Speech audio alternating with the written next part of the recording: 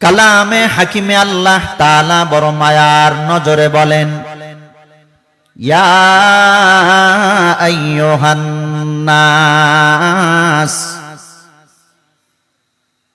কুলু মিম্মা ফিল আরদি হালালান তাইয়্যিবা ওয়ালা اتبعوا خطوات الشيطان إنه لكم عدو مبين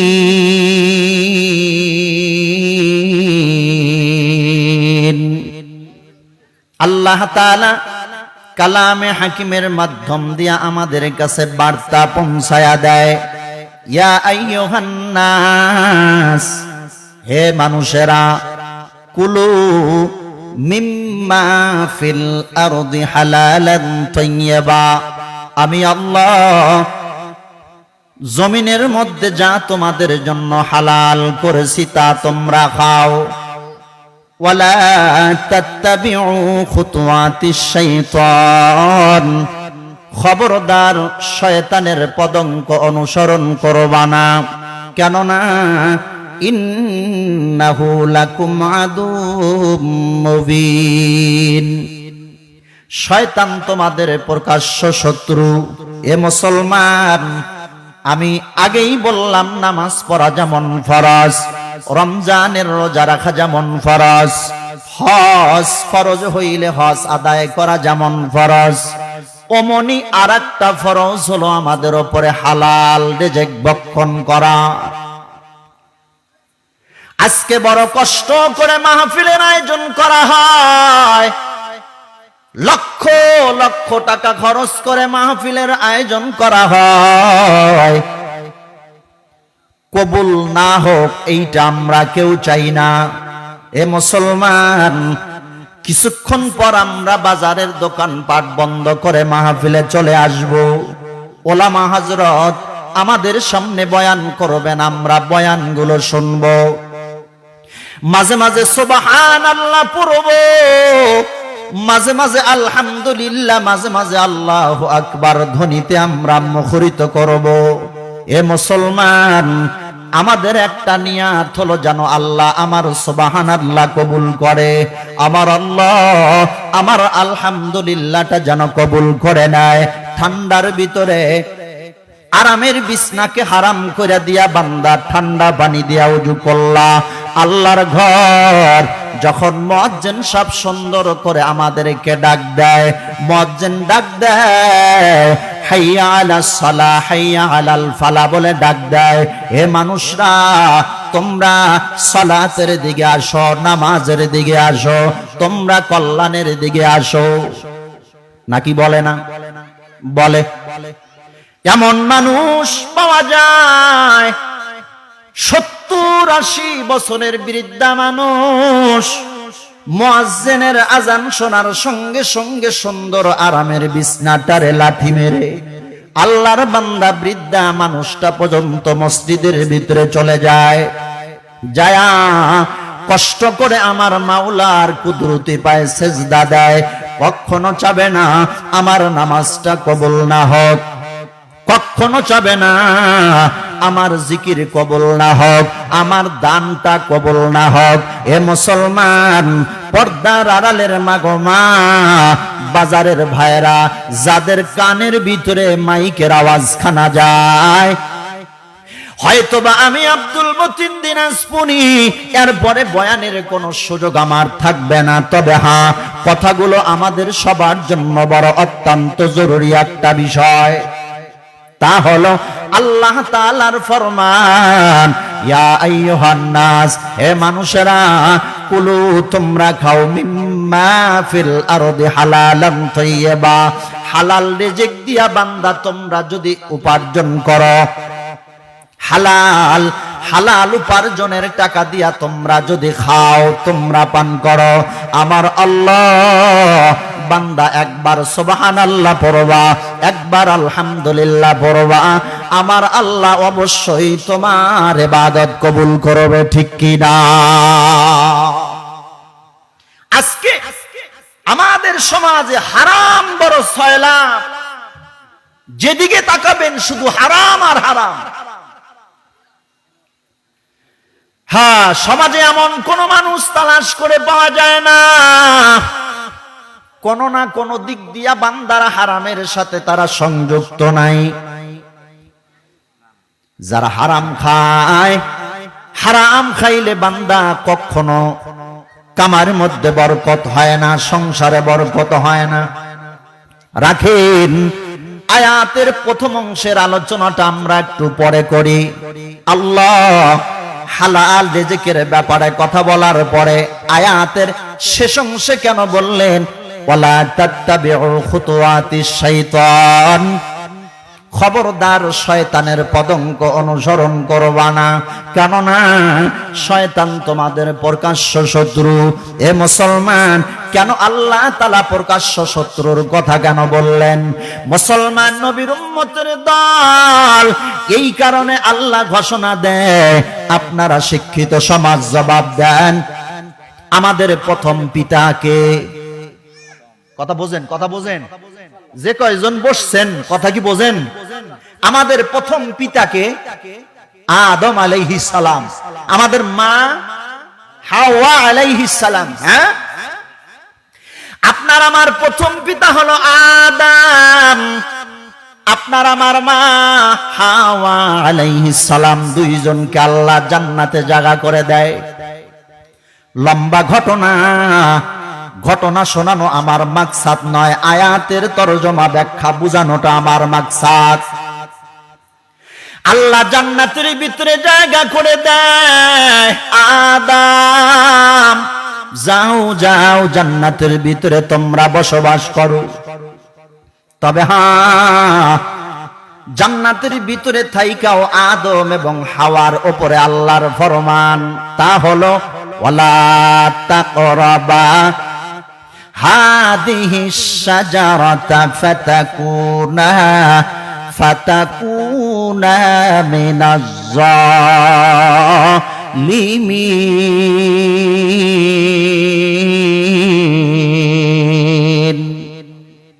সেখানেও আল্লাহ আদম এবং হাওয়ার উপরে ফরমান জারি করে দেয়, তা হলো খবরদার ওয়ালা তাকরাবা হাদিহি শাজারা, জান্নাতের ভিতরে তোমাদের দুইজন ঘরে আমি জায়গা করে দিলাম, তবে তোমরা ওই গাছের কাছেও যাইবা না, ফল খাওয়া তো দূরের কথা।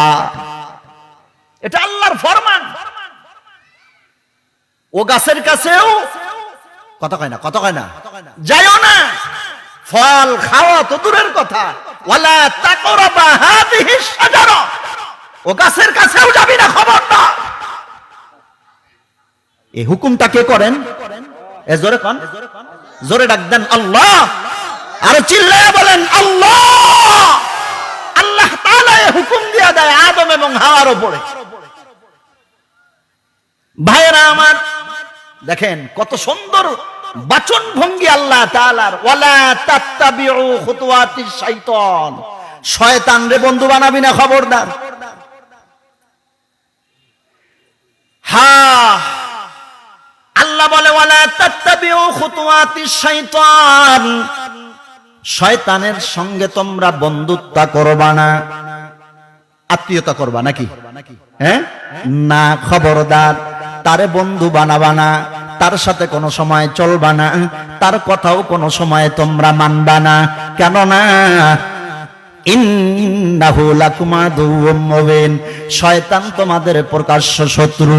এ মুসলমান, প্রকাশ্য শত্রু আবার কেন হইল? লক্ষ্য করে দেখো রে ভাই, আদম এবং হাওয়ার কাছে শয়তান আবার সুন্দর পাগড়ি পরিয়া, সুন্দর একটা তসবিহ হাতে নিয়া সর্বপ্রথম আমাদের পিতা আদম আলাইহিস সালামের কাছে যা বলে, আব্বা আমিও তো আপনার সন্তান। বোঝেন শয়তান কোন সময় কারে কোন সুরতে ধোঁকা দেয় বলা যাবে না। হায়রে বহু দূরে মাদিনা, বলেন বহু দূরে মাদিনায় আমি কেমনে যাব জানি না, দয়ার আল্লাহ দয়া করো, পোড়াও মনের বাসনা, লা ইলাহা ইল্লাল্লাহ, লা ইলাহা ইল্লাল্লাহ, মুহাম্মাদুর রাসূলুল্লাহ। আল্লাহ বলে, খবরদার ওই গাছের কাছেও তোরা যায় না। কেননা পরিচয় দেয় যে শয়তান তোমাদের প্রকাশ্য শত্রু, শয়তান রে বন্ধু বানাবে না। কেন প্রকাশ্য শত্রু? আমাদের প্রথম পিতা আদম, প্রথম আমাদের মা আম্মাজান হাওয়া আলাইহিস সালাম, দুইজন কার কাছে? সর্বপ্রথম আব্বাজানের কাছে যা বলে, আব্বাজান আপনারই কেন আল্লাহ তাআলা ওই গাছের কাছে যাইতে নিষেধ করেছে আপনি জানেননি? আদম আলাইহিস সালাম তার লক্ষণ দেখে বোঝে, হ্যাঁ তুমি আমার ভালোর জন্য আসো নাই, তুমি হইলা মিস্টার ইবলিস, তোমার কথা আমার মানা যাবে না। তবে হ্যাঁ, সুযোগ সেখানে পায় নাই। আম্মাজান হাওয়া আলাইহিস সালামের কাছে যা বলে, আম্মাজান আমি সুন্দর একটা পরামর্শ দেওয়ার জন্য আসছি। ওগো মা, আল্লাহ কেন বলেছেন ওই গাছের কাছেও যায় না? ওই গাছের ফল আপনাকে খাইতে নিষেধ করেছে, কেন আপনি জানেননি? আম্মাজান হাওয়া আলাইহিস সালাম বলে, না আমি জানি না। ইবলিস বলে, ও মা, ওই গাছের ফল যারা খাবে কিয়ামতের আগে কোনোদিনও জান্নাত থেকে তাদের বের করা হবে না।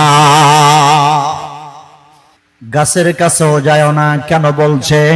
বলে ওই গাছের ফল যদি খাও তাহলে কিয়ামতের আগে কখনো জান্নাত থেকে বের করা হবে না। আম্মাজান হাওয়া আলাইহিস সালাম, আম্মাজান মহিলা মানুষের দিল বড় নরম, আব্বাজানের ধোকা দিতে পারে নাই, আম্মাজানের কাছে যায় ধোকা দেয়। আমাদের মা মহিলা মানুষ, দিল নরম হওয়ার কারণে সঙ্গে সঙ্গে ফল নিজেও খায় এবং আব্বাজানরেও খাওয়ায়। আমার আলোচনার ঘটনা শেষ। আল্লাহ তাআলার নিষিদ্ধ গাছের ফল খাওয়ার কারণে আমার আল্লাহ জান্নাতের পোশাকগুলো খুলায়া নিয়া জান্নাত থেকে বের করে দেয়। ইন্নাহু লাকুম আদুউম মুবিন। বলে দেখো প্রকাশ্য শত্রু কেমনে হয়? বলে তাকায়া দেখ, যে তোমার বাবার সাথে দুশ্মনী করেছে, যে তোমার মার সাথে দুশ্মনী করেছে, এই শয়তান কখনো কোনোদিন তোমার বন্ধু হতে পারে না। আল্লাহ তাআলা এজন্য বলেন, ইন্নাহু লাকুম আদুউম মুবিন। বলে দেখো শয়তান তোমাদের প্রকাশ্য শত্রু। কেমনে প্রকাশ্য? বলে যে আপনার বাবার সাথে অন্যায় করে, আপনার বাবাকে অপমান করে, মাকে অপমান করে, বলে তাকে আপনি বৈধ সন্তান হয়ে কখনো আমার মা বাবার দুশ্মনের সাথে বন্ধুত্ব করা সম্ভব? ভাইয়েরা আমার, আমি আপনাদের বুঝাইতে চাইলাম হারাম।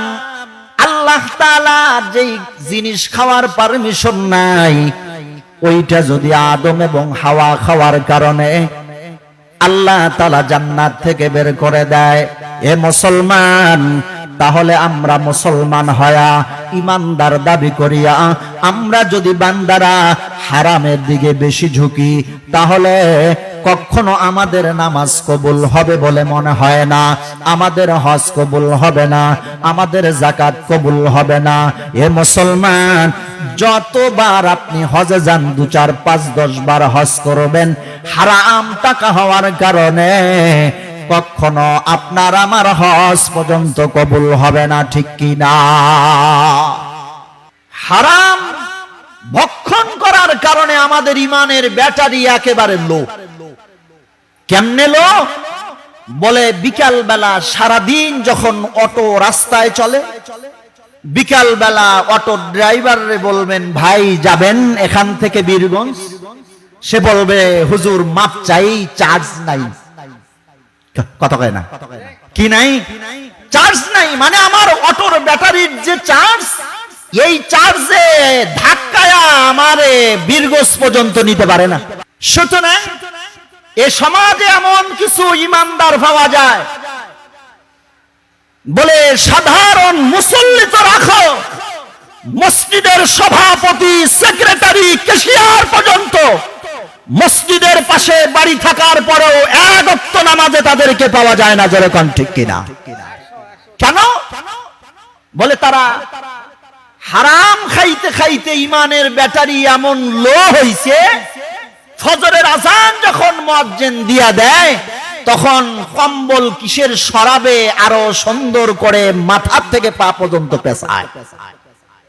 বিরক্ত হচ্ছেন আপনারা? তাহলে বোঝেন যে আমাদের ইমানের পাওয়ারটা কেমন। ভাইরা আমার,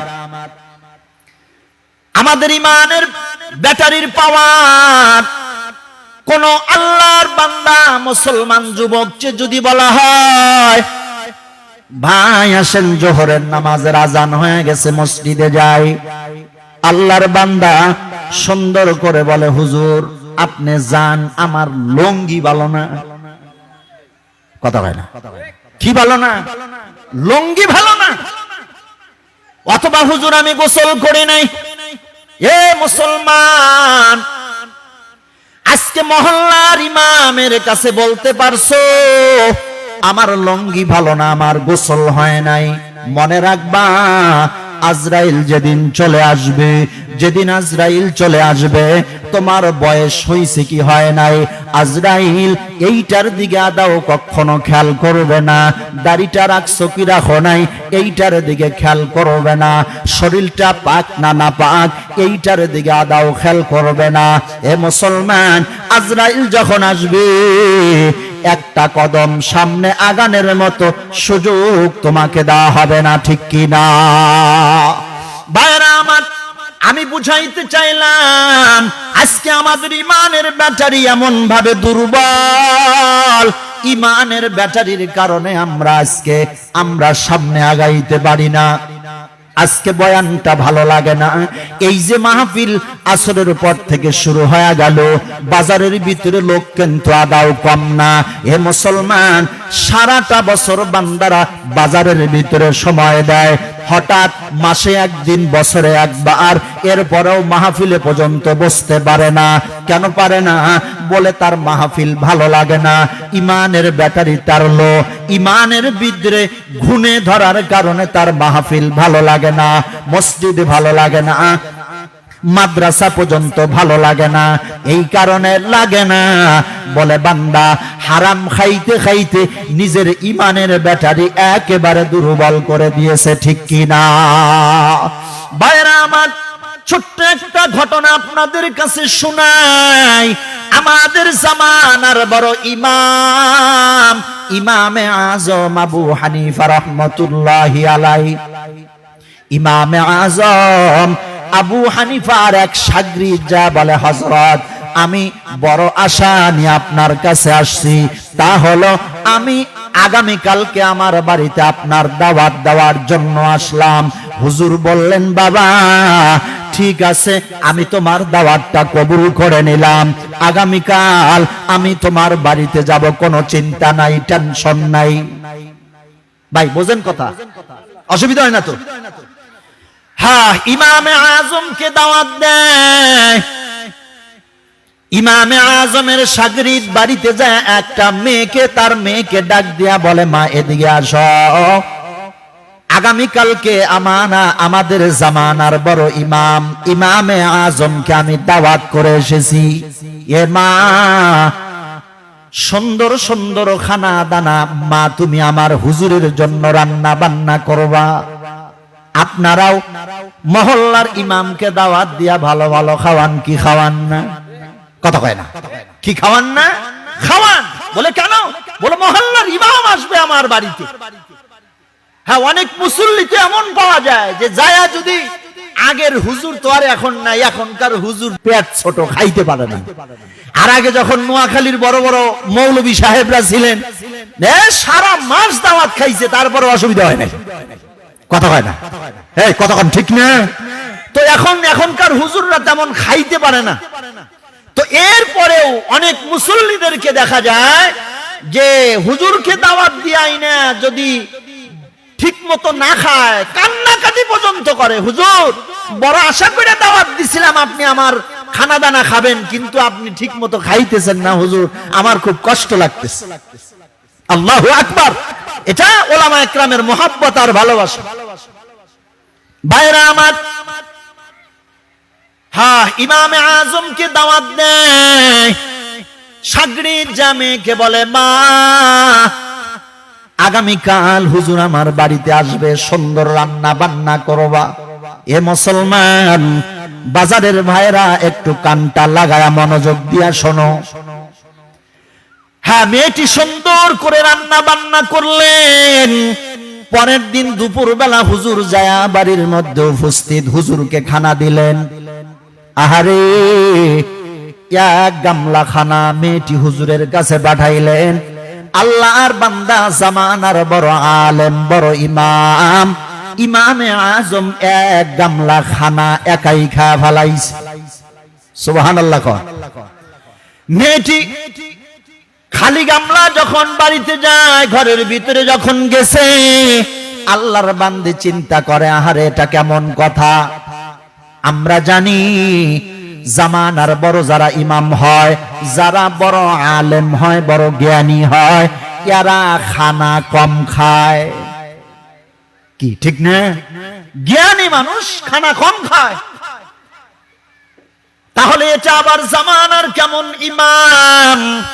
এক গামলা খানা দিলাম, পুরা এক বুল খানা আল্লাহর বান্দা একাই খাওয়া ফেলাইছে।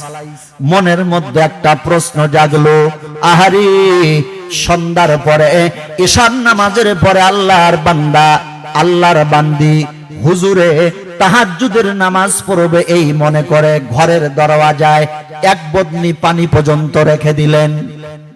কেন? বলে জামানার বড় আলেম, তাহাজ্জুদের নামাজের সময় উঠবে, হুজুরের যেন ওযু করতে কষ্ট না হয়, যার কারণে এক বদনি পানি সেখানে রাখলেন। কিন্তু না, ফজরের নামাজের পরে আল্লাহর বান্দি ঘরের দরওয়াজায় যায় দেখে বদনির পানি বদনিতেই রয়ে গেছে, হুজুর ওযু করে নাই। আপনারা বিরক্ত হচ্ছেন মনে হয়। আমার আর কয়েক মিনিট আছে। হুজুর উযুও করে নাই, এর মানে পানি যেহেতু আছে, হুজুর কি করে নাই? উযু। আল্লাহর বান্দি চিন্তা করে, জামানার বড় ইমাম কেমনে হয়?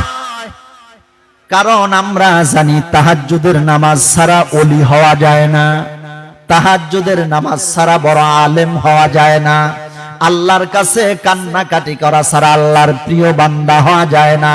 কিন্তু না, হুজুর তো উযু পর্যন্ত করে নাই, বদনির পানি সেখানে রয়ে গেল। ফজরের নামাজের পর ইমামে আজমের শাগরিদ এসে বাড়িতে বলে, মা হুজুর তোমারে সালাম জানাইছে, হুজুর বাড়ির দিকে রওনা দিছে। আল্লাহর বান্দি চিন্তা করে, না, কখনো তা হতে পারে না। জামানার ইমাম ফজরের নামাজ পড়বে, ফজরের পরে জিকির আজগার তাসবিহ তাহলিল পাঠ করবে, এরপরে ইশরাকের নামাজ না পড়ে তো বড় আলেমরা মসজিদ থেকে বের হওয়ার কথা না। কিন্তু না, হুজুর কেমনে ফজর পরে বাড়ির দিকে রওনা দেয়? আল্লাহর বান্দি তার বাবারে বলে, আব্বা, আমার মনে তিনটা প্রশ্ন জেগে গেল। এক নম্বর হলো, হুজুর এক গামলা খানা পুরাটাই খাইলো। দুই নম্বর, আল্লাহর বান্দা আমার পানি দিয়া উযু পর্যন্ত করে নাই। তিন নম্বর, ইশরাকের নামাজ না পড়ে বাড়ির দিকে রওনা দিল। আব্বা, এই প্রশ্নগুলো যা হুজুরকে আগে করেন। আল্লাহর বান্দি তার বাবা বলে, মা আমি হুজুরকে এমন প্রশ্ন করতে পারবো না, তুই যায়া পর্দার আড়াল থেকে হুজুরকে প্রশ্নগুলো করো। হে মুসলমান, আমার বয়ান আমি শেষ পর্যায়ে চলে এসেছি। আল্লাহর বান্দি পর্দার আড়াল থেকে বলে, হযরত, এক নম্বর এক গামলা খানা আপনি একাই খাইছেন। দুই নম্বর, আপনি পানি দিয়া উযু করেন নাই। তিন নম্বর, ইশরাকের নামাজ না পড়ে বাড়ির দিকে রওনা দিলেন। আল্লাহ আল্লাহর ওলি ইমামে আযম আবু হানিফা রাহমাতুল্লাহি আলাইহি চোখের পানি ছেড়ে দিয়া বলে, মা রে, ব্যক্তিগত ইবাদতের ব্যাপারে কাউকে কোনো কিছু বলা যায় না, তবে হ্যাঁ, তোমার মনে যেহেতু তিনটা প্রশ্ন জেগে গেল, আমি যদি জবাব না দেই তোমার আমার প্রতি তোমার খারাপ ধারণা আসতে পারে রে মা, যার কারণে আমি ইমামে আজম বাধ্য হইলাম তোমার প্রশ্নের জবাবগুলো দিয়া দিতে। জোরে জোরে কোন সুবহানাল্লাহ। হ্যাঁ, ইমামে আজম বলে, মা, সর্বপ্রথম আমি তোমার বাড়িতে আইসা খানায় যখন বসলাম, এই মনোযোগ দেন, আমি যখন তোমার বাবার ইনকামের উপার্জনের হালাল খানা যখন আমি খাইতে বসলাম, এ মা, আমি গামলার খানার ভিতরে এই পরিমাণ আল্লাহ তাআলার রহমত আমি দেখতেছিলাম। তোমার বাবার হালাল খানা এই পরিমাণ আমার নজরে পড়ল যে আমার জিন্দেগিতে আমি এত হালাল খানা আমার চোখে কোনোদিন পাই নাই। এ মারে, আমি তোমার বাবার উপার্জনের হালাল খানা আমি যত খাইতেছিলাম, যত আমি খাইতেছিলাম, আমার ইমানের ব্যাটারি তেমন চার্জ হইতেছিল।